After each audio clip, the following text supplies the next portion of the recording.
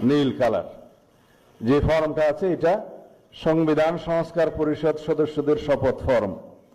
আমরা কেউ সংবিধান সংস্কার পরিষদের সদস্য হিসেবে নির্বাচিত হইনি। ولئن أذقناه نعماء بعد ضراء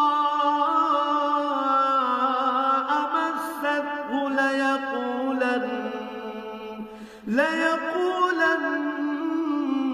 ذهب السيئات عني إنه لفرح فخور।